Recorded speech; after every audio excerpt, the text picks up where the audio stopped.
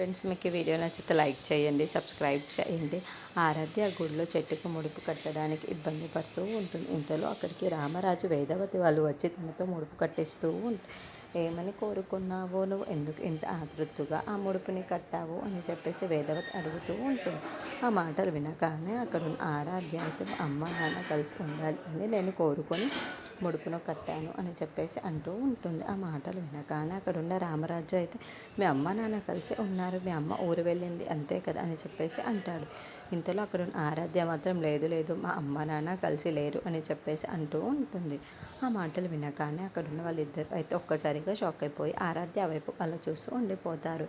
ఇంతలో అక్కడున్న ఆరాధ్య మాత్రం, అదిగోండి మా అమ్మ అక్కడే ఉంది, మా అమ్మ ఏ ఊరు వెళ్ళలేదు అని చెప్పేసి అక్కడున్న అవనిని చూపిస్తూ ఉంటుంది. అది చూడగానే అక్కడున్న రామరాజు, వేదవతి వాళ్ళు అయితే ఒక్కసారిగా షాక్ అయిపోయి అవని వైపు అలా చూస్తూ ఉండిపోతారు. ఇంతలో ప్రణతి అవని దగ్గరికి వచ్చేస్తూ అది చూడగానే రామరాజు వాళ్ళు అయితే ఒక్కసారిగా ఎటు వెళ్తుందో అర్థం కావటం లేదు అని చెప్పి అవని వైపు అలా చూస్తూ ఉండిపోతారు.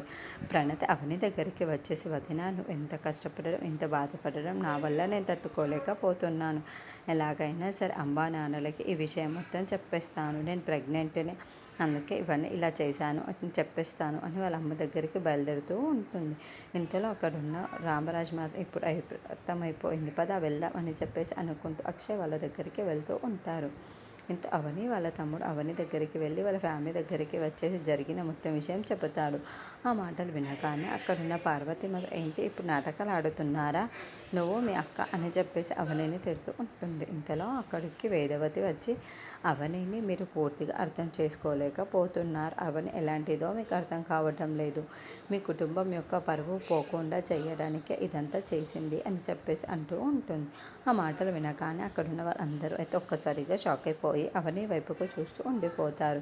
ఇంతలో అక్కడున్న వేదవతి మాత్రం జరిగిందంతా కూడా చెబుతూ ఉంటుంది. అది చూడగానే వినగానే అక్కడున్న వాళ్ళందరూ ఒక్కసారిగా షాక్ అయిపోయి అవని వైపుకు అలా చూస్తూ ఉండిపోతూ ఉంటారు.